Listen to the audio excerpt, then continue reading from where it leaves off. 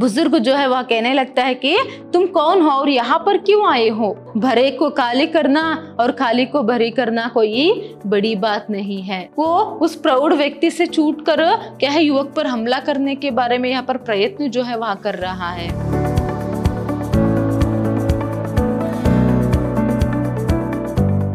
नमस्कार, मैं हूँ हर्षिता, हिंदी लेक्चरर विद्याश्रम कॉलेज मैसूर।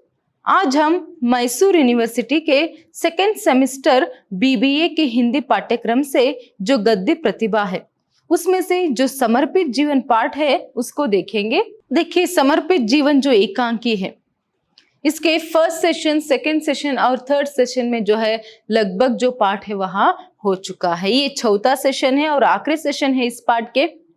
तो इसके पहले वाले जो सेशंस थे उसमें पाठ यहाँ तक हुआ था कि जो बुजुर्ग है वहां अचानक से कुछ अजीब सी बातें जो है करने लगता है।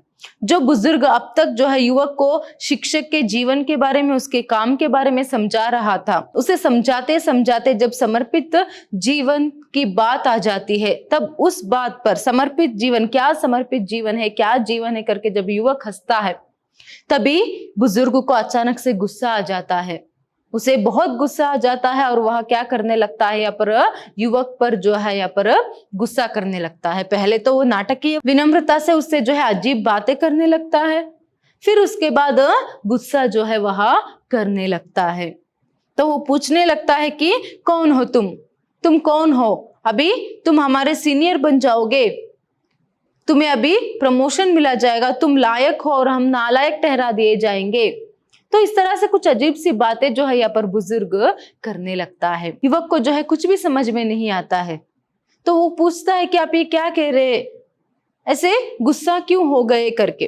तभी वह पूछता है कि तुम कौन हो करके। यहाँ तक पाठ हुआ था, तो आइए अभी पाठ को आगे बढ़ाएंगे। देखिए यहाँ पर बुजुर्ग कहता है, यहाँ क्यों आए हो, तुम हमसे आगे बढ़ोगे, हमको नया कानून सिखाओगे, तुम देखिए यहाँ पर बुजुर्ग जो है वह कहने लगता है कि तुम कौन हो और यहाँ पर क्यों आए हो, तुम हमसे भी आगे बढ़ जाओगे और तुम हमें ही कानून सिखाओगे। तो इस तरह से कुछ अजीब सी बातें जो है यहाँ पर वह करने लगता है। फिर क्या होता है, युवक डरते हुए, देखिए युवक यहाँ पर डर जाता है और वह डरते हुए कहने लगता है कि सर आपको क्या हो गया है, मैंने ऐसा कुछ नहीं कहा। बुजुर्ग झपट कर आगे बढ़ता है, युवक का कॉलर पकड़ लेता है और उसकी कमीज फाड़ देता है। देखिए यहाँ पर क्या होता है, युवक यहाँ पर उसे पूछता है डरते हुए कि सर आप ये सभी बातें क्या कर रहे हो, क्यों कर रहे हो, मैंने तो आपसे ऐसे कुछ कोई भी बात नहीं कही कि जो आप मुझसे गुस्सा हो जाए, फिर आप ऐसे कैसे बात कर रहे हो, क्यों बात कर रहे हो करके युवक यहाँ पर पूछने पर जो है जो बुजुर्ग है उसे और भी गुस्सा आ जाता है और वह झपट कर जो है आगे बढ़कर अचानक से युवक की जो कॉलर है वह पकड़ लेता है और उसकी कॉलर पकड़ते हुए उसका जो कमीज, जो शर्ट रहता है उसे वह फाड़ देता है। फिर क्या होता है, युवक घबरा कर चिल्लाते हुए, बचाओ भाइयों, मुझे बचाओ, अरे कोई मुझे बचाओ। मंच पर एक प्रौढ़ व्यक्ति आकर बुजुर्ग को पकड़ता है। बुजुर्ग किसी तरह उससे छूटकर युवक को झंझोड़ने की कोशिश करता है और साथ ही चीखता है। देखिए यहाँ पर क्या होता है, एक तो जब अचानक से बुजुर्ग जो है यहाँ पर युवक का जो कमीज, जो शर्ट है उसे फाड़ने लगता है, उसका कॉलर पकड़ता है, तभी यहाँ पर युवक को और भी जो डर है उसे होने लगता है। तो वो चीखने लगता है डर के मारे, अरे बचाओ, अरे भाइयों कोई है तो मुझे बचाओ। देखिए ये एकांकी है, नाटक है, तो यहाँ पर क्या है, मंच है। तो मंच पर यहाँ पर बगीचे का वातावरण है, इसका अर्थ वह क्या है, यहाँ पर पार्क में है या फिर बगीचे में है, इस तरह। तो यहाँ पर वह चिल्लाने लगता है, अरे भाइयों मुझे बचाओ, कोई है तो मुझे बचाओ करके।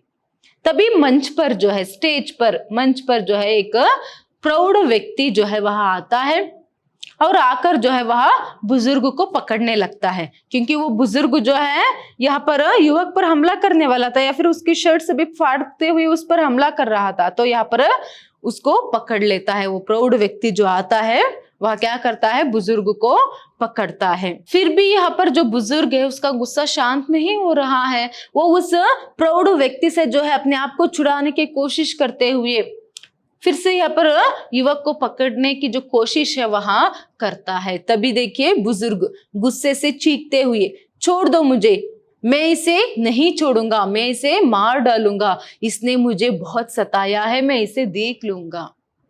देखिए यहाँ पर बुजुर्ग क्या कर रहा है, कह रहा है उस प्रौढ़ व्यक्ति से कि मुझे छोड़ दो, क्यों मुझे पकड़ कर रखा है, मुझे छोड़ दो, मैं इसे नहीं छोड़ूंगा, इसने मुझे बहुत सताया है, मैं इसे मार डालूंगा। इस तरह से वह जो है बातें जो है कर रहा है। तभी देखिए यहाँ पर युवक कुछ न समझते हुए अपनी सफाई देता है। पता नहीं इन्हें क्या हो गया है, मैंने इनसे कुछ भी नहीं कहा, बेकार मुझ पर गुस्सा कर रहे हैं। देखिए जैसे ही यहाँ पर बुजुर्ग कहता है कि इसने मुझे बहुत सताया है, मैं यहाँ पर इसे नहीं छोड़ूंगा, मैं इसे मार डालूंगा, तभी युवक को कुछ भी समझ में नहीं आ रहा, क्योंकि अभी कुछ समय पहले ही तो उन दोनों का भेंट हुआ है और वो सिर्फ नौकरी के बारे में पूछ रहा था। तो यहाँ पर मारने की बात कहाँ से आ गई, युवक को पता ही नहीं। वो ना समझते हुए जो प्रौढ़ व्यक्ति है उसे कहता है कि पता नहीं इन्हें अचानक से क्या हो गया, मैंने इनसे कुछ भी नहीं कहा और ये बेकार में ही मुझ पर चिल्लाने लगे हैं, बेकार में मुझ पर गुस्सा कर रहे हैं करके वहां कहता है। गुस्से के कारण बुजुर्ग की आंखें लाल हो जाती है, मुंह से सफेद झाग निकलता है, सिर के बाल बिखरे हुए हैं, वह हाथ पैर पटकते हुए छूटने की और युवक पर झपटने की कोशिश करता है। देखिए यहाँ पर एक तरफ युवक यहाँ पर अपनी सफाई दे रहा है और एक तरफ यहाँ पर बुजुर्ग जो है उस प्रौढ़ व्यक्ति से अपने आप को छुड़ाने की कोशिश करता है।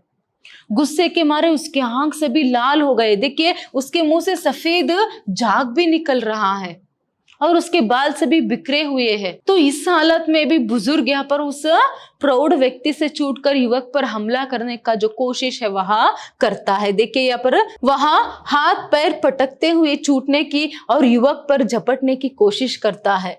प्रौढ़ व्यक्ति बुजुर्ग को पकड़ते हुए उसे शांत करने की कोशिश करता है। मंच पर एक प्रौढ़ स्त्री बुजुर्ग की पत्नी आती है, वह बुजुर्ग को शांत करती है, युवक को देखकर उससे हाथ जोड़कर माफी मांगती है। देखिए यहाँ पर बुजुर्ग जो है यहाँ पर शांत ही नहीं हो रहा है, वो उस प्रौढ़ व्यक्ति से छूटकर क्या है युवक पर हमला करने के बारे में यहाँ पर प्रयत्न जो है वह कर रहा है। फिर इतने में क्या होता है, जो प्रौढ़ व्यक्ति है उसे शांत करने का जो प्रयास है या फिर कोशिश है वह करता है, फिर भी वह शांत नहीं हो पा रहा है। फिर यहाँ पर मंच पर जो है एक स्त्री आती है, एक स्त्री आती है और वह जो है उस बुजुर्ग को शांत करती है। फिर वह क्या करते हैं, हाथ जोड़कर यहाँ पर माफी मांगती है। फिर देखिए स्त्री युवक और प्रौढ़ पुरुष से माफ करना भैया जी। देखिए माफी मांगते हुए यहाँ पर वो क्या कहती है, युवक और प्रौढ़ पुरुष दोनों से पर हाथ जोड़कर माफी मांगती है। कैसे, माफ करना भैया जी करके। तभी देखिए पुरुष, कोई बात नहीं, आप इन्हें घर ले जाइए। जो पुरुष यहाँ पर बुजुर्ग को जो है पकड़ कर रखा हुआ होता है ना, वो कहता है कि कोई बात नहीं, आप इन्हें घर ले जाइए करके वहां कहता है। तभी स्त्री युवक से, माफ करना भाई साहब, मैं आपसे माफी मांगती हूँ।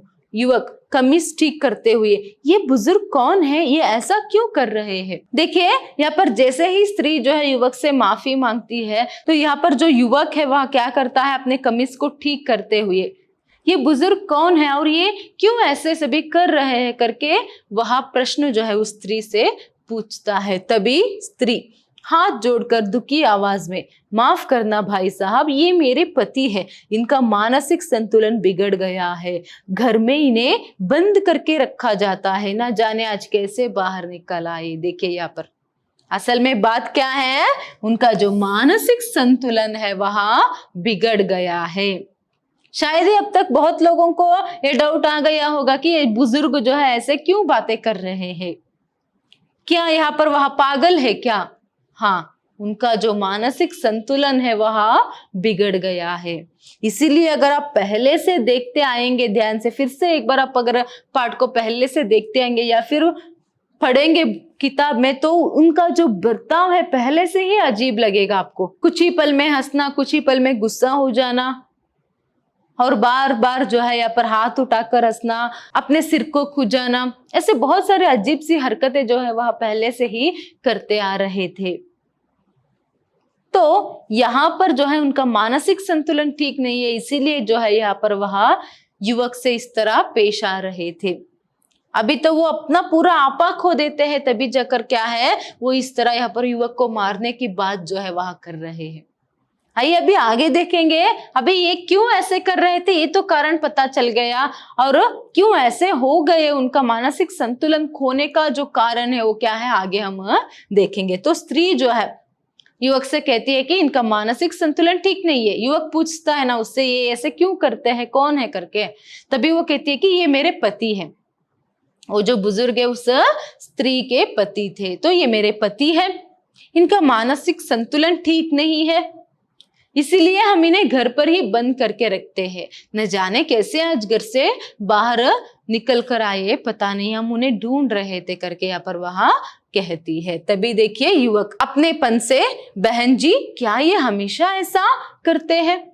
देखिए यहाँ पर एक अपनापन जताते हुए जो युवक है स्त्री से पूछता है, बहन जी क्या ये हमेशा ऐसा ही करते हैं, क्या हमेशा ऐसा ही रहते हैं क्या करके वह पूछता है। तभी स्त्री दुख के साथ, हाँ भाई ये पागल हो गए हैं, मैं बहुत देर से इन्हें ढूंढ रही हूँ। एक जमाना इनका भी था जब ये आदर्श शिक्षक माने जाते थे, पूरे प्रांत में इनके जैसा मेहनती और कर्तव्यनिष्ठ शिक्षक दूसरा नहीं था। देखिए यहाँ पर युवक के प्रश्न का जवाब देते हुए यहाँ पर स्त्री कहती है, बहुत ही दुख से कहती है, हाँ भाई ये पागल हो गए हैं, ये पागल जो है हो गए हैं, मैं इन्हें ही ढूंढ रही थी, पता नहीं यहाँ कैसे आ गए, मगर एक जमाना इनका भी था। देखिए ये आदर्श शिक्षक माने जाते थे, एक आदर्श शिक्षक माने जाते थे, बहुत ही मेहनती और ईमानदार शिक्षक हुआ करते थे।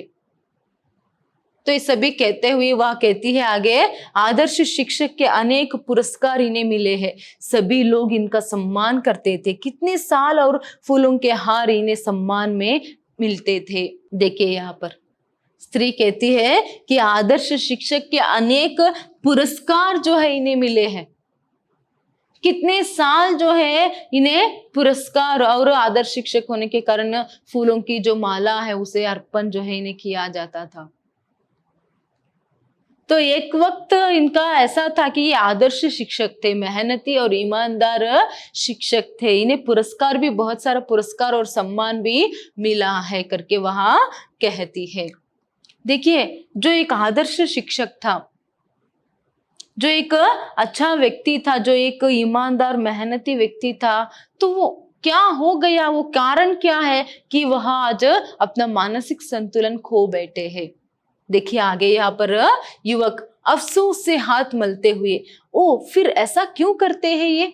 देखिए युवक को भी यही प्रश्न खाई जा रही है, अगर ये आदर्श शिक्षक थे तो ये कैसे अपने मानसिक संतुलन खो बैठे हैं, ऐसा क्या हो गया कि आज इनकी जो परिस्थिति है इस तरह है। तभी देखिए यहाँ पर स्त्री दुख के साथ, स्त्री जो है दुख के साथ यहाँ पर कहती है कि पता नहीं कौन सी कारण है, ऐसी कौन सी परिस्थितियां इनके सामने आई, पता नहीं कौन सी घटनाओं ने इन्हें इतना संतप्त और दुखी किया, इससे ये अपना मानसिक संतुलन खो बैठे।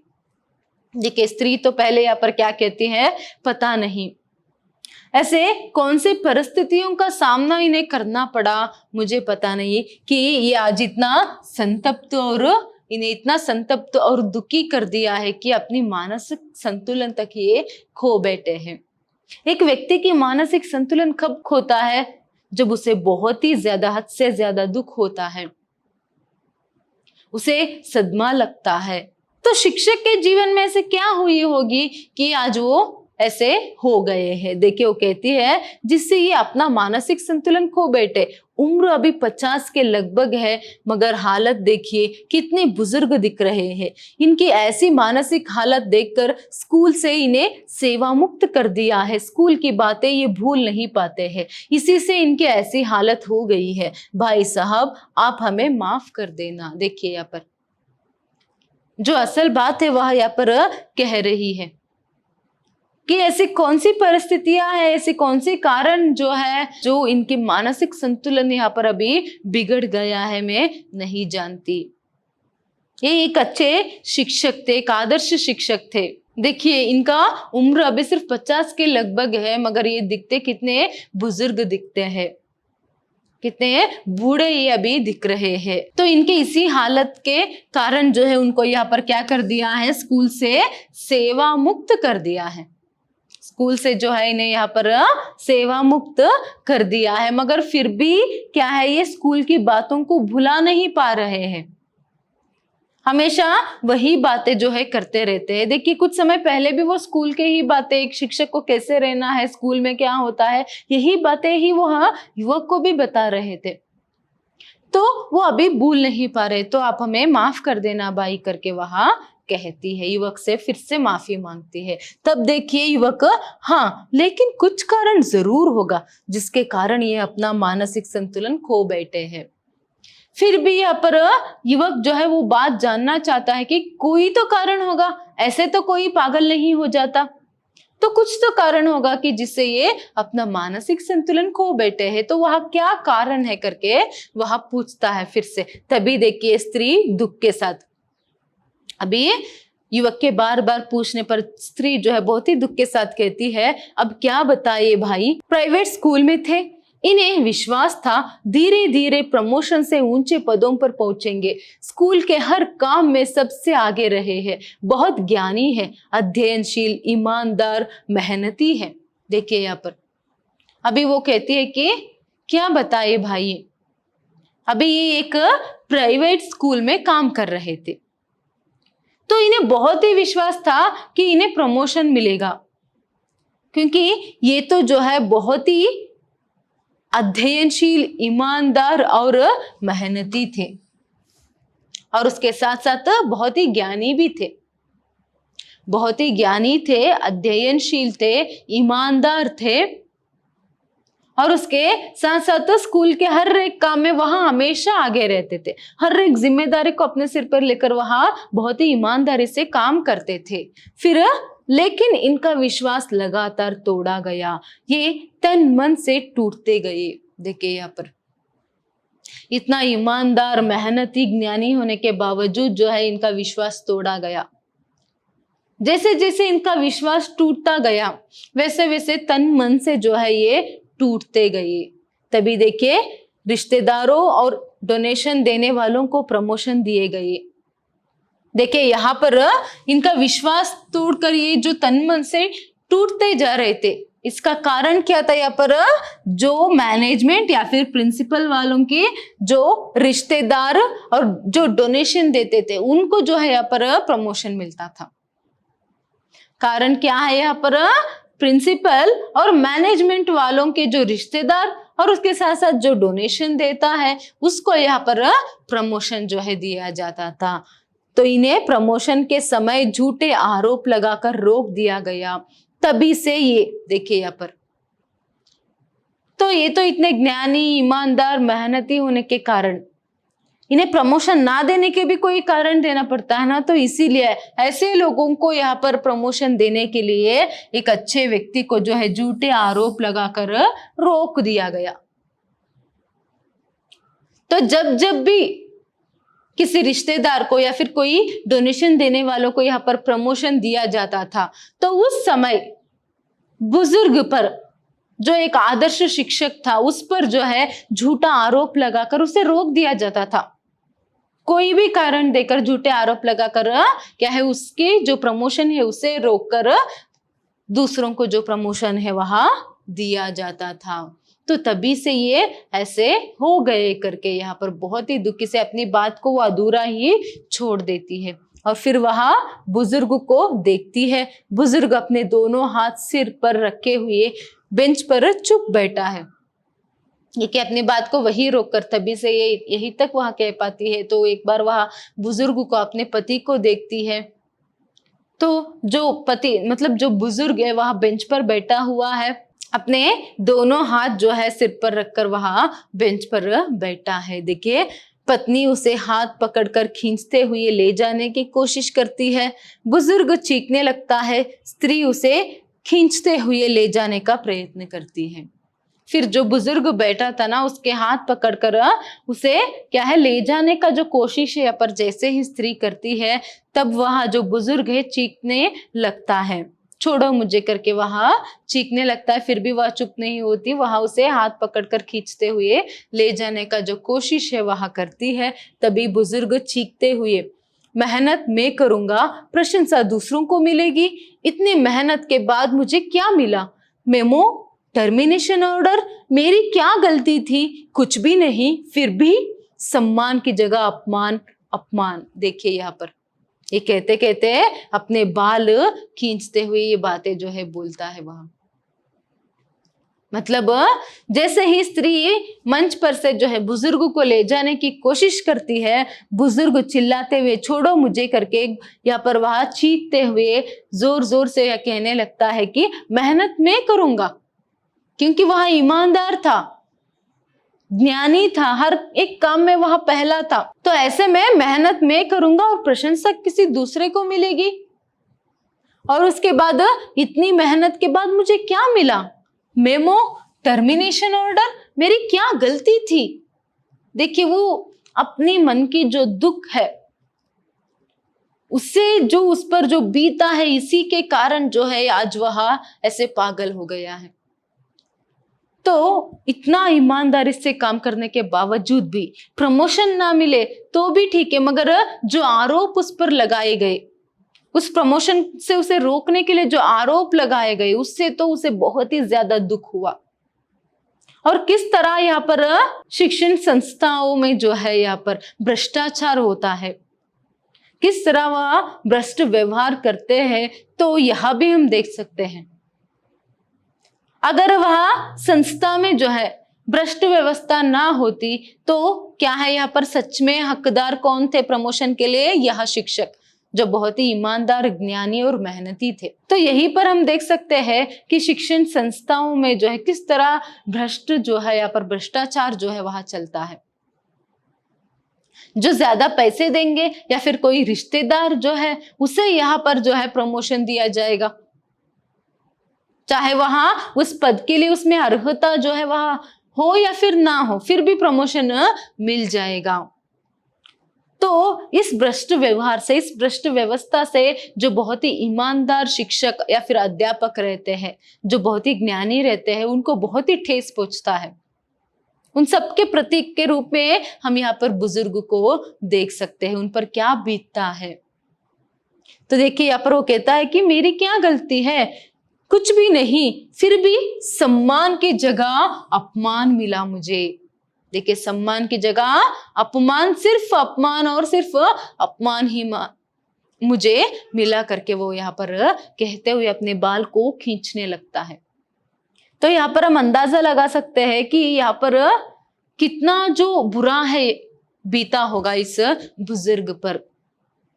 देखिए स्त्री समझाते हुए, चुप हो जाइए, इतना गुस्सा क्यों करते हो, इतना दुखी क्यों होते हो, सब ठीक हो जाएगा। देखिए एक पत्नी जो है अपने पति को मतलब बुजुर्ग को यहाँ पर तसल्ली देते हुए या फिर उसे शांत करने की कोशिश करते हुए कहती है कि चुप हो जाइए, इतना गुस्सा क्यों करते हो, सब कुछ ठीक हो जाएगा, शांत रहिए करके वो उसे शांत करने की जो कोशिश है यहाँ पर करती है।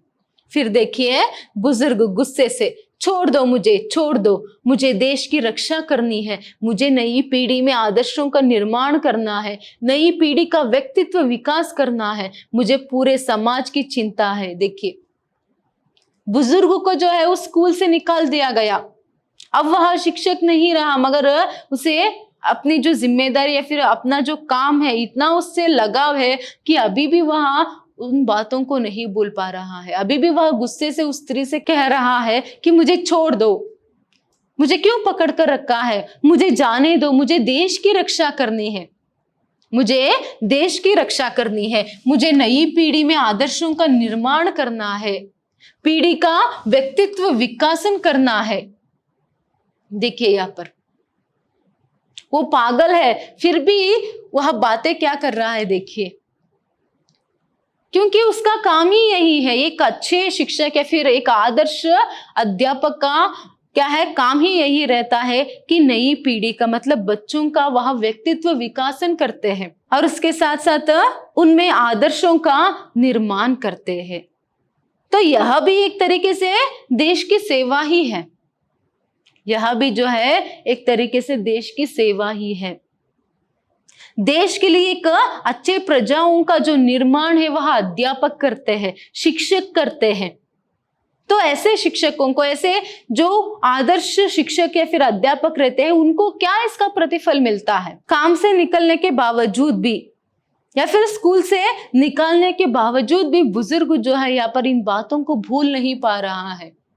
वह फिर से कहता है, मुझे छोड़ दो, मैं समाज को नई दिशा देना चाहता हूं, मेरा जीवन देश के लिए है, मेरा जीवन समाज के लिए है। समाज के, स्कूल के बच्चों को साहित्य, कला, संगीत, व्यायाम सिखाना है, इतिहास पढ़ाना है। देखिए अभी भी वो कहता है कि मुझे समाज को नई दिशा देना है और उसके साथ साथ मेरा जीवन जो है वह देश के लिए है, मेरा जीवन समाज के लिए है।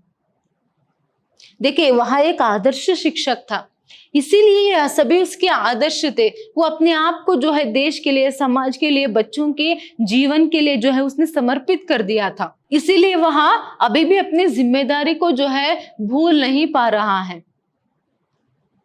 वो अभी भी इसीलिए यही कह रहा है कि मेरा जीवन देश के लिए है, समाज के लिए है, मुझे नई पीढ़ी के लिए जो है यहाँ पर उनका व्यक्तित्व विकासन करना है, उनके लिए यहाँ पर भविष्य का निर्माण जो है मुझे करना है।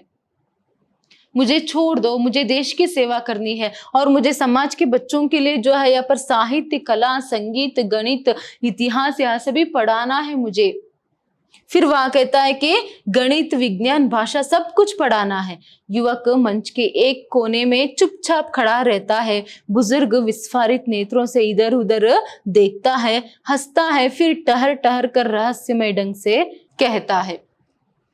देखिए यहाँ पर वो कहता है कि मुझे बच्चों को गणित सिखाना है, विज्ञान सिखाना है, उन्हें यहाँ पर इतिहास पढ़ाना है, उनका भविष्य का निर्माण करना है, उनके व्यक्तित्व का विकासन करना है, देश की, समाज की सेवा करनी है। मुझे छोड़ दो, मुझे छोड़ दो, मेरा जीवन सिर्फ देश के लिए है, समाज के लिए, छोड़ दो करके अपनी पत्नी से वह कहता है। तो ये सब कुछ जो है युवक मंच के एक कोने पर खड़ा होकर वह देख रहा था। फिर वह बुजुर्ग इधर उधर जो है देखते हुए कुछ रहस्यमय ढंग से वह कहता है कि चीखते हुए, रहस्यमय ढंग से चीखते हुए वह कहता है कि मैंने भी शतरंज सीख ली है, मुझे शतरंज के लिए मोहरे तैयार करना है। मैं शिक्षक हूँ, अपने मालिक के किले का पहरेदार हूँ, अपनी शिक्षा संस्था का पहरेदार हूँ। देर तक हंसता है, पत्नी उसे ले जाने का प्रयत्न करती है। देखिए रहस्यमय ढंग से अभी वह क्या कह रहा है, मैंने शतरंज सीख ली है, मैंने भी शतरंज सीख ली है, मुझे शतरंज के लिए क्या है यहाँ पर मोहरे तैयार करना है। अभी मुझे छोड़ दो, मैं शिक्षक हूं और अपने मालिक के किले का पहरेदार हूं। देखिए जो शिक्षण संस्था, जो मैनेजमेंट वाले रहते वो उनके मालिक है, तो उनका जो किला, जो शिक्षण संस्था रहता है उसका मैं पहरेदार हूं। अपने शिक्षण संस्था का मैं पहरेदार हूं, अपने शिक्षण संस्था का मैं पहरेदार हूं, मुझे छोड़ दो करके वह कहता। फिर देर तक वहां हंसने लगता है। देखिए फिर बुजुर्ग गुस्से के साथ कुछ देर तक वह हंसता है, फिर गुस्से के साथ वह कहता है कि मुझे छोड़ दो, मुझे मेरे कर्तव्य पूरे करने दो, मुझे जाने दो, मेरे ऊपर बहुत बड़ी जिम्मेदारी है।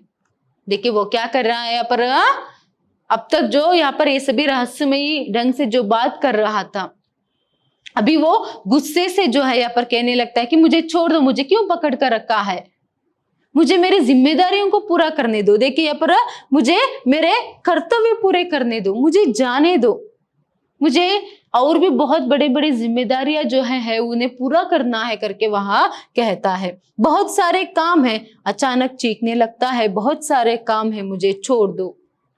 देखिए वो यहाँ पर कहता है अपनी पत्नी से कि मुझे बहुत सारे काम है, मुझे बहुत सारे काम है, छोड़ दो करके ऐसे चीखने जो है वहां लगता है। चीखते हुए चिल्लाते हुए अपनी पत्नी को छोड़ने का आग्रह करता है और बार बार यही बात कहता है कि मुझे बहुत सारे काम है, मुझ पर बहुत सारी जिम्मेदारियां हैं, मुझे बहुत काम करनी है, छोड़ दो मुझे करके यहाँ पर वह कहता है। पत्नी उसे खींचते हुए ले जाती है, फिर भी पत्नी उसे छोड़ती नहीं है। पत्नी उसको यहाँ पर खींचते हुए जो है ले जाती है। तभी युवक याद करते हुए स्वगत, देखिए एक तरफ पत्नी जो है जो बुजुर्ग को वहां ले जा रही है और एक तरफ युवक जो है वह सोचते हुए यहाँ पर क्या करता है, स्वगत मतलब अपने आप से कहने लगता है।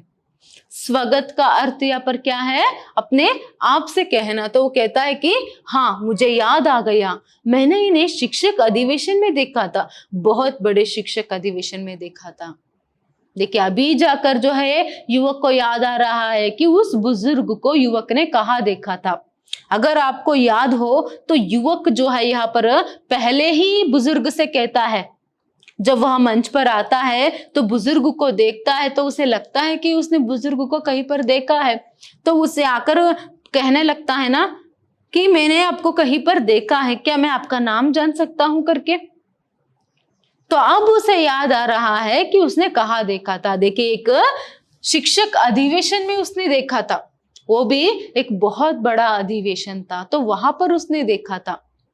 तो ये उसे अभी याद आ जाती है। तो वो हाथ मलते हुए हंसता है, बुजुर्ग और उसकी पत्नी को जाते हुए देखता है, फिर याद करते हुए जोर से पुकार कर पूछता है। देखिए अभी उसे याद आ गया तो ऐसे अपने हाथ को मलते हुए वो हंसता है। फिर यहाँ पर वो जोर से जो है बुजुर्ग और उसकी पत्नी को जाते हुए देखते हुए वह क्या करता है, जोर से कुछ पूछने लगता है। क्या पूछने लगता है, नेपथ्य की ओर देखते हुए ऊंची आवाज में, ओ बहन जी सुनिए, मुझे यहाँ तो बता दो, ये महाशय कौन से स्कूल में शिक्षक थे।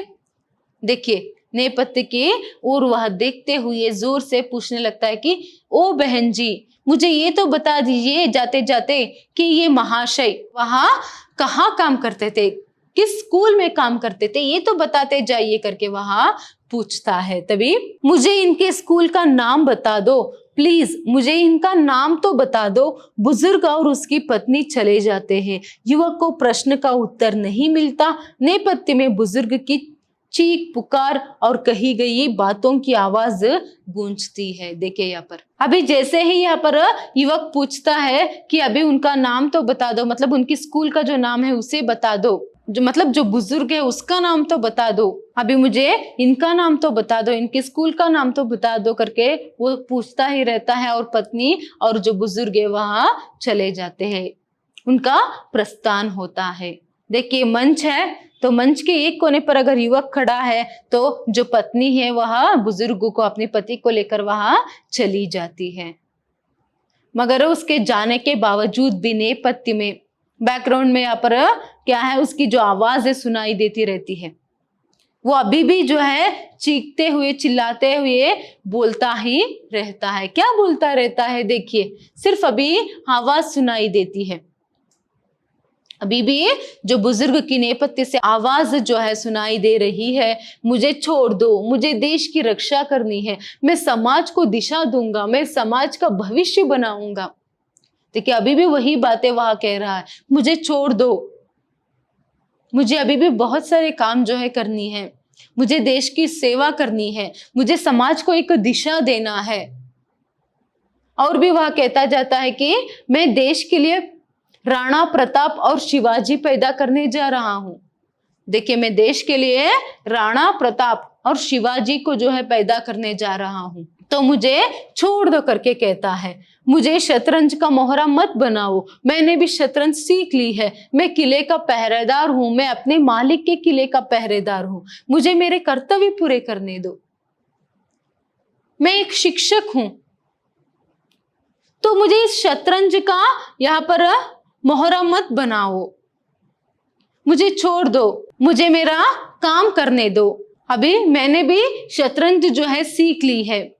देखिए यहाँ पर क्या होता है, इसका अर्थ क्या है, जो शिक्षण संस्था है उसमें शिक्षकों को जो है शतरंज के मोहरों की तरह प्रयोग किया जाता है। वहां पर जो मैनेजमेंट वाले रहते हैं वो यहाँ पर सबको चलाते हैं, कब किसको कहां पर रखना है, कब किसे प्रमोशन देना है, कब किसे काम से निकालना है, सब उनकी मर्जी चलती है यहाँ पर। उसके लिए वो कोई भी कारण यहाँ पर दे सकते हैं, कुछ सच्चे और कुछ झूठे कारण यहाँ पर वह दे सकते हैं, अपवाद लगा सकते हैं, अपमान कर सकते हैं। देखिए इसीलिए एक बार यहाँ पर जो युवक को समझाते हुए बुजुर्ग कहता है कि यहाँ पर भरे को खाली करना और खाली को भरे करना कोई बड़ी बात नहीं है। वैसे तो समझ लो कि काम तो हमेशा ही रहता है, मतलब जब उनका मन चाहे किसी को काम से निकाल सकते हैं और काम पे ले सकते हैं।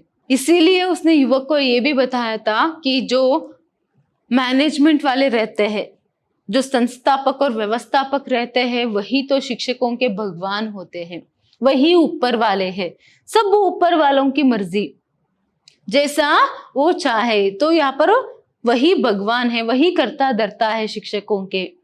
तो इसीलिए ये सभी बातें जो है उसने बताया था। तो नेक्स्ट देखिए वो कहता जाता है कि मैं अपने मालिक के किले का पहरेदार हूँ, मेरे कर्तव्य पूरे करने दो, मैं आदर्श शिक्षक हूँ, मेरा कोई घर नहीं है, मेरा कोई परिवार नहीं है, मैं देश के लिए समर्पित हूँ, मेरा जीवन समाज के लिए समर्पित है, मैं अपने शिक्षक संस्था के लिए समर्पित हूँ, मैं समर्पित हूँ, मैं समर्पित हूँ। देखिए यहाँ पर कह रहा है कि मुझे छोड़ दो, मैं अपने शिक्षण संस्था का मतलब मेरे मालिक के किले का मैं पहरेदार हूं, मुझे मेरे जिम्मेदारियों को, मेरे कर्तव्य को पूरा करने दो। मैं एक आदर्श शिक्षक हूं, तो मेरा कोई घर नहीं है, मेरा कोई परिवार नहीं है, मैं सिर्फ और सिर्फ देश के लिए समर्पित हूं, मेरा जीवन समाज के लिए समर्पित है, मैं अपनी शिक्षण संस्था के लिए समर्पित हूं, मैं समर्पित हूं, मैं समर्पित हूं। देखिए यहाँ पर सिर्फ एक ही बात दोहरा रहा है कि मैं समर्पित हूं, मैं समर्पित हूं। किस लिए समर्पित है वह शिक्षक, किस लिए समर्पित है वह अध्यापक? ये सभी बातें जो है वो फिलहाल अभी वह पागल है, उसका मानसिक संतुलन ठीक नहीं है, तो यह जो बोल रहा है, मगर ये जो बात है वह असल में सच ही है।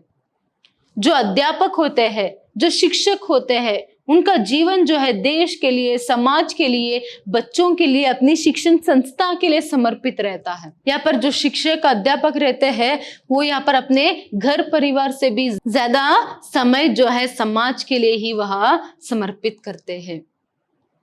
एक अध्यापक, एक शिक्षक जो है वह अपने घर परिवार से भी ज्यादा, देखिए यहाँ पर बुजुर्ग कह रहा है कि मेरा कोई घर नहीं है, मेरा कोई परिवार नहीं है।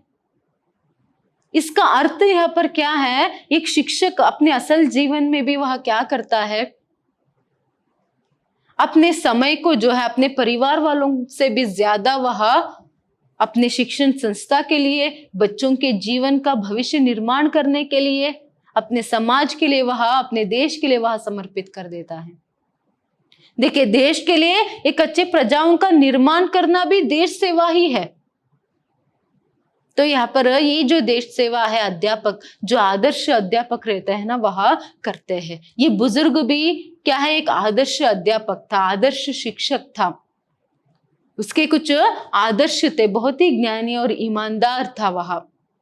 तो इसीलिए जो है इन बातों को वो अभी भी नहीं भूल पा रहा है, मानसिक संतुलन खो बैठा है, फिर भी वह ये चाहता है कि उसे अपना काम करना है, उसे बच्चों के जीवन का निर्माण करना है, समाज को एक नई दिशा देनी है, देश के लिए उसे क्या है, प्रजाओं के, एक अच्छे प्रजाओं के, उत्तम प्रजाओं का निर्माण उसे करना है, अपने शिक्षण संस्था के लिए जो है उसे काम करनी है।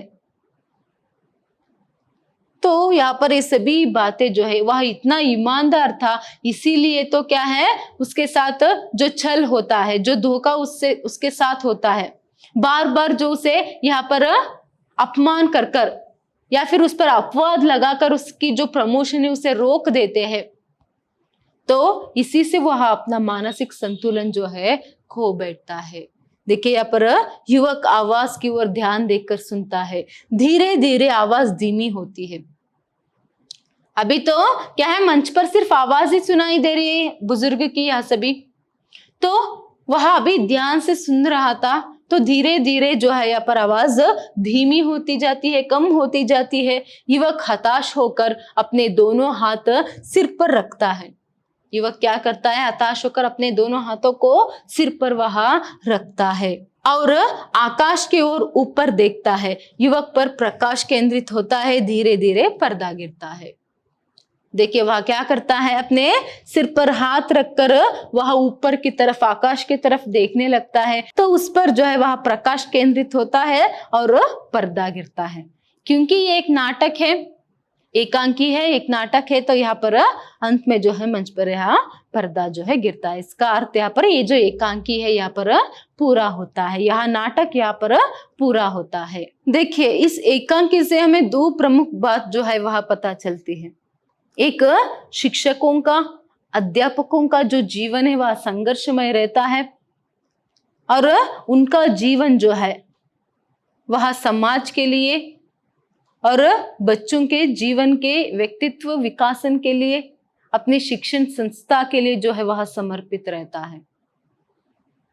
और एक जो प्रमुख बात हम यहाँ पर क्या देख सकते हैं, किस तरह शिक्षण संस्थाओं में जो है भ्रष्ट व्यवस्था जो है वह छाई हुई है, किस तरह भ्रष्टाचार जो है शिक्षण संस्था में किया जाता है। जिन शिक्षण संस्थाओं को यहाँ पर ज्ञान का मंदिर कहा जाता है, जिन शिक्षण संस्थाओं को ज्ञान का मंदिर कहा जाता है, उसी मंदिर में किस तरह यहाँ पर भ्रष्ट व्यवस्था फैली हुई है यहाँ पर हम देख सकते हैं। ये यहाँ पर हमें स्पष्ट हो जाती है कि एक अच्छे आदर्श शिक्षकों की यहाँ पर क्या हालत है। किस तरह किसी रिश्तेदार या फिर जो यहाँ पर ज्यादा डोनेशन देते हैं, पैसे देते हैं, उनको प्रमोशन मिलता है, और किस तरह कितनी आसानी से शिक्षकों को यहाँ पर बदला जाता है, नौकरी से निकाल दिया जाता है। देखिए यहाँ पर एक बात हम देख सकते हैं कि जो बुजुर्ग है युवक से कहता है कि समझ लो अगर तुम्हें नौकरी मिल भी गई तो सिर्फ 1 ही साल के लिए समझना। और सह शिक्षकों के संदर्भ में वो कहता है कि क्या है, अभी उनका नाम मुझे याद नहीं रहता है। क्यों? क्योंकि हर साल बहुत सारे शिक्षक आते हैं और जाते रहते हैं, तो ऐसे में किस किस का नाम याद रखूं। और स्कूल का नाम देखिए, कोई भी एक शिक्षक एक ही स्कूल में वहां काम नहीं कर सकता है। किसी अच्छे या फिर बुरे कारण से, झूठे या फिर सच्चे कारण से जो है उनको काम से जो है यहाँ पर निकाल दिया जाता है। तो इसीलिए वो कहते हैं कि भरे को यहाँ पर खाली करना और खाली को भरे करना, मतलब किसी शिक्षक को काम पे लेना या फिर किसी को निकालना जो है बहुत ही आसान बात है, ये तो चलता ही रहता है करके। मतलब शिक्षक के जीवन में कोई स्थिरता जो है वहां नहीं रहता है। और यहाँ पर हमें ये भी पता चलता है कि शिक्षकों का महत्व क्या है, क्योंकि शिक्षक जो है उनके जीवन में स्थिरता नहीं रहती, उनके काम की, उनकी नौकरी की भी कोई गारंटी नहीं रहती है। फिर भी वह क्या करते हैं, अपना पूरा ध्यान जो है अपने बच्चों के लिए, मतलब स्कूल के जो बच्चे रहते हैं उनके जीवन के लिए, उनका एक उज्जवल भविष्य निर्माण के लिए वह समर्पित करते हैं। देखिए यहाँ पर जो बुजुर्ग पात्र है वह भी जो है उसके साथ हुए अन्याय को वह सह नहीं पाता है। आदर्श शिक्षक और एक ईमानदार शिक्षक होने के बावजूद, इतने ज्ञानी होने के बावजूद, इतने यहाँ पर पुरस्कार मिलने के बावजूद भी जब उसे प्रमोशन नहीं मिलता है और बार बार उस पर अपवाद लगाकर उसके प्रमोशन को रोक दिया जाता है, तो उस धोखे को, उस अपमान को वह सह नहीं पाता है और अपने मानसिक संतुलन ही वह खो बैठता है। तो इस बुजुर्ग पात्र के जरिए एकांकीकार ने यहाँ पर एक सफल प्रयास जो है किया है कि शिक्षकों के जो जीवन है, संघर्षमय जीवन है, उस पर प्रकाश डालने का और उसके साथ साथ शिक्षण संस्थाओं में व्याप्त भ्रष्ट व्यवस्था को जो है पर्दाफाश करने एक सफल प्रयास जो है उन्होंने किया है। देखिए, एकांकीकार ने यहाँ पर शिक्षकों के जो संघर्षमय जीवन है और जो शिक्षकों का महत्व क्या है, इसे समझाने का एक सफल प्रयास यहाँ पर उन्होंने किया है। और उसके साथ साथ शिक्षण व्यवस्था में फैली हुई जो भ्रष्ट व्यवस्था है या फिर जो भ्रष्ट व्यवहार है, उसे पर्दाफाश करने का भी एक सफल प्रयास जो है किया है। धन्यवाद।